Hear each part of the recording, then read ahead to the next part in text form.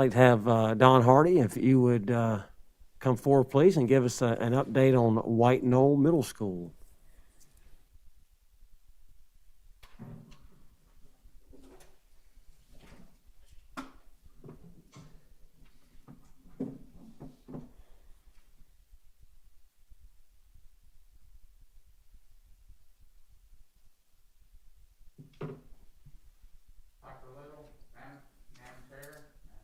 Lord, thank you for letting me come here today to be able to speak with you. Before I get started, I do want to point out two great things. We did not have any fires at the school, and we had water all day today. So that's our positive point that I can definitely say about White Knoll Middle, is I felt encouraged. As you know, this is a presentation to talk to you about us being a priority school, which means a couple years ago we scored low on the state testing, which put us at the bottom. I think it was 20% for the state. So since then, our scores have come up quite a bit, but we are still part of that priority program. Because there is no state testing from last year, the year got increased, so it will go into next year as well. As long as we're doing well at the end of that, then we will get out of the priority schools on the ranking piece. Of course, right now it is nice having the money to be able to do other things as well too, though. So just to give you the conditions of White Knoll Middle School, I felt like you guys need to know where we were. We got 4 core teachers, 1 French teacher, and a computer teacher that's completely virtual. So that means all they have is virtual kids. We have partnered with Gilbert, Pelion, and Carolina Springs, and we've formed a group to be able to create that virtual program, which worked out pretty well.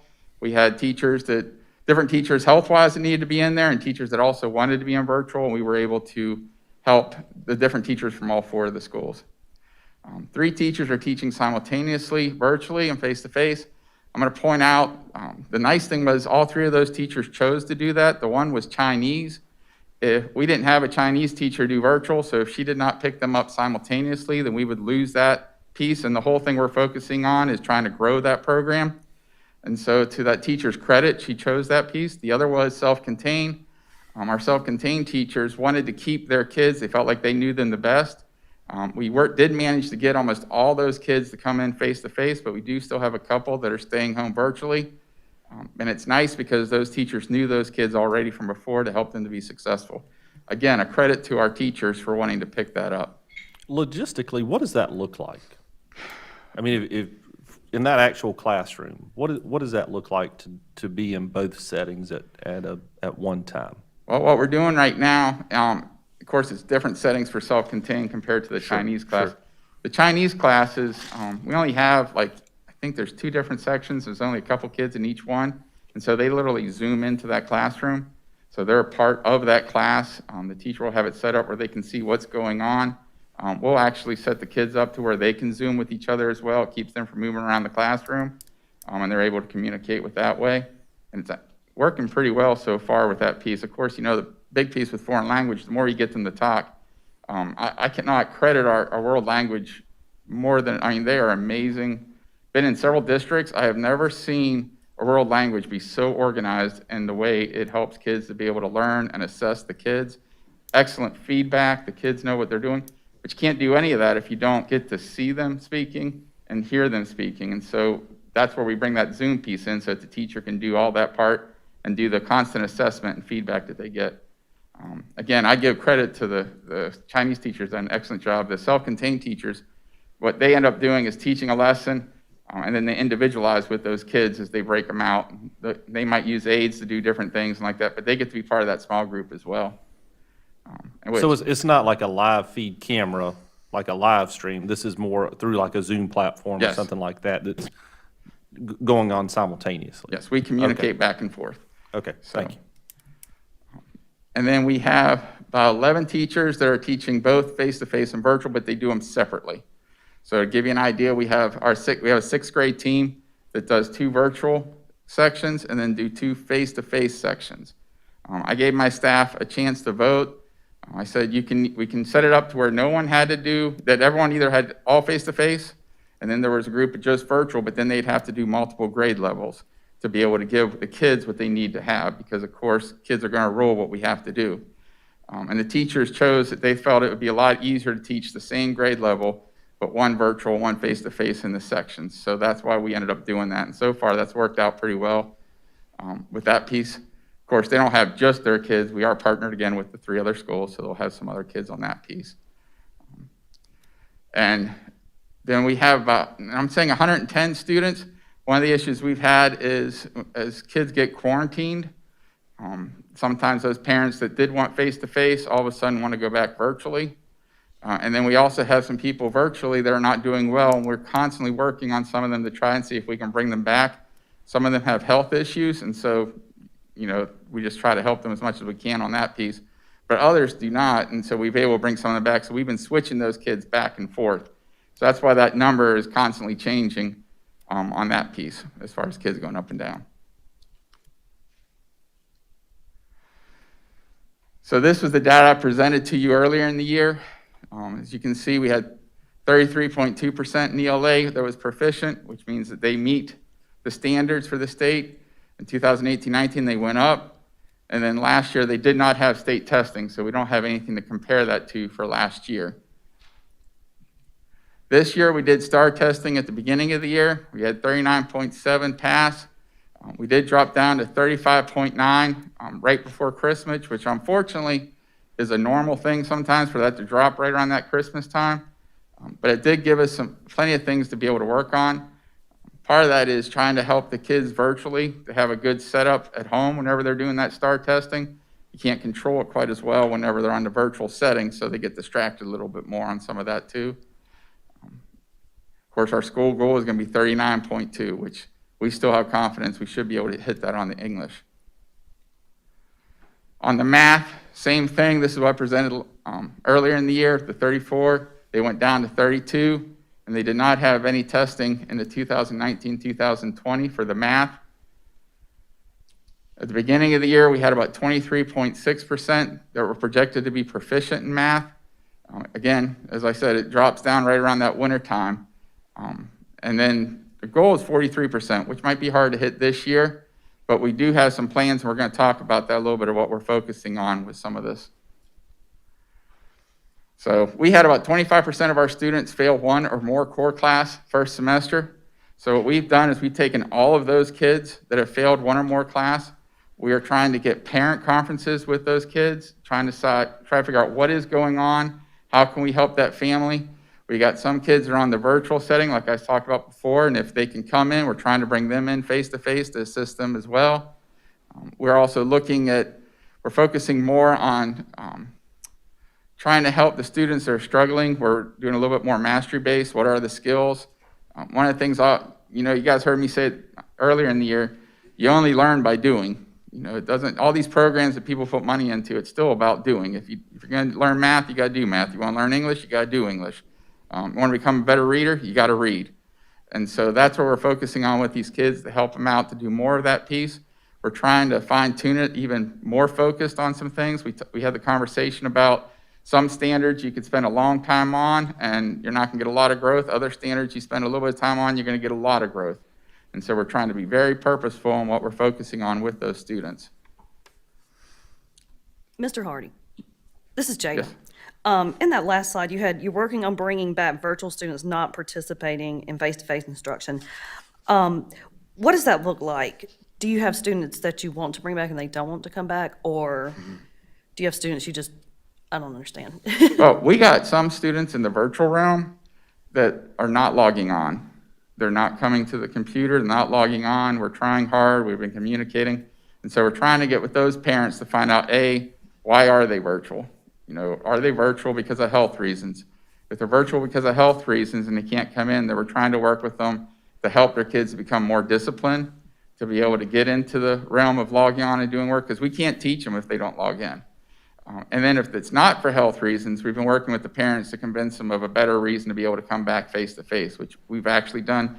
About 20, 25 kids, I'd probably say in the last month and a half, we've been able to bring back that we're not doing anything on the virtual realm, that we've been able to get into the classroom. Okay, so do you have a waiting list for those kids? We do, but we do a pretty good job. Like right now, I'd probably say the longest someone's been on the waiting list at the moment has been about a week. So we've been able to figure out ways to get those kids in here. We've been pretty fortunate, and that's where I was talking about, like if someone, like I'm thinking about a family right now that their kid got quarantined back to back where they got quarantined, came back for about 4 or 5 days, went quarantine again. The parents decided they wanted to go virtual. Well, it just so happens we had a family that wanted to come face to face. So we were able to switch those kids out so we can keep our numbers balanced in the virtual and face to face realm. Okay, thank you. You're welcome. Well, of course, because like we tell everyone, it's the student's best interest. So whatever we can do, we're going to try to find a way to make it happen. And I can tell you, if it's about a kid coming in, we try really, really hard to get those kids in. And so far, we've been successful at that piece. The 25% that failed one or more core classes first semester, how does this compare to other years? Of course, I wasn't here in past years, but whenever I looked at in past years, you were around that 18%, 17%, if I remember correctly. So we're quite a bit higher on that piece. Now, I think part of that is going to be, again, we've got that percentage of kids that weren't doing anything that's going to be in there that you didn't have in past years. Because one of the things about face-to-face is you can form that relationship. You can get that kid, I always tell you, we're water on rock. You know, we're just going to keep on pounding away, and sooner or later, we're going to get that kid to do work. Where the virtual realm has been harder to do that on some of the kids if they don't answer the phone and things like that. So that's what's pushed some of those numbers up higher. And So then you're seeing more of the virtual students having this problem than the face-to-face students? yeah, although we still have face-to-face kids too, because there's anxiety there. Where I think they're struggling, you know, at home, you know, with COVID, like I was telling someone the other day, you got to remember, it's not just at school, it's at home. And, you know, we got a lot of people that have older family members that have passed away. And those kids are dealing with that. You know, I have one student I'm just thinking of that their grandfather passed away, and then not more than a week or two after that, their father passed away.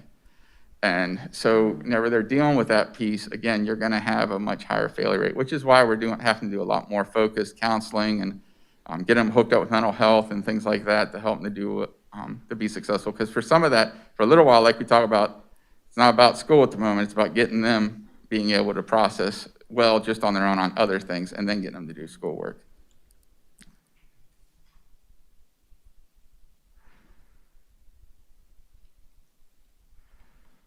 So like I said, we're going to do some focused counseling. We've already been doing that. The counselors have been working extremely hard with meeting with these kids, doing virtual meetings. Some cases even going out to meet with them. The counselors as well are encouraging them, if they're not doing well in the virtual realm, to get them into the school setting. And then, of course, we're doing positive reinforcement. We start off every class with positive reinforcement. So we always talk about good things, what's going on, what went well, because we want to make for sure in that classroom we have a positive setting with them. We are working on our student engagement model. It's the I do, we do, you do. It's where the teacher's going to model it, then they're going to get the class to do it, and then the students are going to practice it on their own.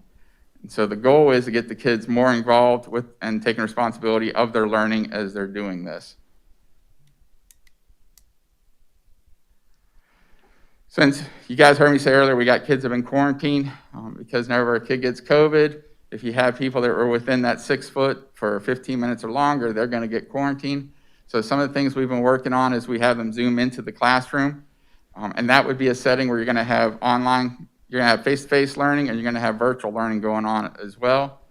The kids have the option to do that Zoom. Now, they also can work through Schoology or Google Classroom as well, but we give them the option to go ahead and see the Zoom. For some settings, the teachers will also record what they're doing on their model so that the kids can see that model again to help them to be able to be successful on that part. Fridays, we are focusing hard on our struggling students, of course, reinforcing what the kids doing well. But like especially this past Friday and this Friday, we have really been pulling in hard our parents and our students that aren't doing well and seeing what can we do differently to stop the pattern. You know, the definition of insanity is doing the same thing over and over again and not changing, but expecting different results. And so that's where we're getting with those families to say, what can we do differently? Just meeting with a kid just today that was struggling with anxiety and had a lot of things to make up. And I said, we're not worried about what you got to make up. Right now, what we're worried about is just you getting today done. Like, all I need you to do is just do the work that was due today. Don't worry about the past. Don't worry about the future. If we can get that first step going, then we will work on dealing with the past, dealing with the future. But we need to get the present going well before anything else matters. And so that's where those Friday meetings is about getting those kids in and having those strong encouragements on what we can do to help them be successful. So like I was saying earlier, we're focused on content recovery. So teachers, I told them we're not worried about, if they got a 45 first 9 weeks, okay, that was a 45 first 9 weeks. If we can get them to do that work now, we will go back and change that grade because it's about content mastery. I don't care if they mastered it first 9 weeks or if they mastered it now, as long as they mastered it is what we want. We need to have a focus on our content mastery with everything going on. Because we got some kids, again, they're getting so affected with COVID for so long that we then got to help them to go back and get those grades up so we don't let COVID be a reason why they weren't successful for this year. And so that's where we're getting in with the teachers and talking about, hey, what is content mastery? How do we redo some things, giving them opportunities to do some reteach, and then to be able to redo some of their assessments as well. We are assisting the students during lunch and also in the morning. Teachers will trade the kids in the morning, so that way if they need help with math, we might have some kids go from math to English or English to math because those rooms are full, so they got to rotate those kids. But then they work with them on either making up the assessment or trying to help them with some content recovery. What we used our money for was our math instructional coach, the libraries, enrichment camp, which doesn't affect us quite right now, AVID, and math supplies manipulatives. And I wanted to add a little bit more about what all that meant. On our math instructional coach, of course, they've been leading the math as far as the professional development with the teachers, helping to get aligned, working on our workshop model in the classroom. She's also been helping us with our pull-out program with AVID. And part of the AVID program, it's specifically geared to helping kids that are struggling, that can achieve higher. And so we didn't have a great chance at the end of last year, to be able to recruit those kids. But right now we got I think it's about 10 kids in that pull-out program, and we're getting teachers involved in the training as well, so that next year we can have a much better kickoff to it. Right now, I think we're up to about 40-some kids that are interested in doing it for next year. It's a great program if you haven't done it. And it's not really anything new. It's all the good strategies. It's just presented in an extremely effective way to help teachers see it and students see it. And if you ever get a chance to go online and see AVID on the website, they got some very inspirational stories on there that just helps kids to be able to see what they can do. It's about being college focused, that no matter what's going on, you can make it to college. So classroom libraries, I go into English classes, we do our walkthroughs, and now I'm going to English classes, guys, I'm seeing people reading every day. They got reading journals in there, so they're reading about it, they're writing about it, they're conferencing with their teachers. You're seeing that piece, again, I've just not seen so much reading going on. It's very encouraging to see these kids, and they do such a good job of trying to pick some good books to be able to create the interest of those kids in the classroom. Our English coach, she's really good she takes a challenge on. If a kid says, I'm not interested in reading, she'll take that challenge on in a second and find some book for them to be able to read. This is what I was talking about with our AVID. Kind of talked about that already, but the goal is to grow it into all 3 grade levels. And I do think it's about also helping the mindset of the school, where we believe all kids can go to college if we provide the right support, or into a technical college. So the whole goal is to get them that support and the belief that they can do it. I'm a firm believer that kids' success has nothing to do with intelligence. It's about confidence that they can do it and the belief that they can do it. If they got that piece, I've seen all kinds of kids be very successful. So sorry, I probably went a little bit long. Any questions? I just want to say thank you for all the work, because all our middle schools are important to us, but, White Knoll bubbled up a couple years ago, so thank you for doubling down and helping. Thank you. When I see, 33.2, 35.2, when we're talking about proficiency and those kind of things, what does it take for 75%? I mean, and again, I'm not an educator, so educate me on this about, what is a realistic expectation, and what is it that stops us from getting there? Well, I can tell you the biggest part is going to be starting off from the beginning. So whenever I get my 6th graders, we know where they're at. So the goal is by the end of 8th grade is to get them up into that 75% mark. So you're going to be looking at the longitudinal piece where we're looking at where are they at in 6th, where are they at in 7th, where are they at in 8th, because we got our kids 3 years to get them where they need to be. And so I think that's the first piece. Second piece is expectations. I think getting kids to believe that they can do it is going to be a big piece, that they can be successful, getting the teachers to see that piece as they see the success. But you're going to be looking probably about 2 to 3% growth per year. And then usually, now I've seen in the past, usually you'll see a bump come quickly on some things once you start growing and the belief starts getting there. Gotcha. Thank you. I do believe firmly we can get there. Good. Thank you. So I know we get this report. This is Jada again. Oh, sorry. Just go ahead. I can get in touch with you later. It's okay. It's not. Well, I know we get this report because this is a priority school. What kind of benchmarks do you have to meet in order for them to say that you're no longer being observed or whatever that? It would be get out of that bottom 20%. So we can't be in that bottom 20% anymore in the testing. Okay. Thank you. Of course, they got to have state testing again. All right, thank you very much. Mr. Hardie, good work. Very excited about what's going on at White Knoll Middle School. Good stuff. It's a heck of a year to start your first year as a principalship out there, so thank you for your leadership.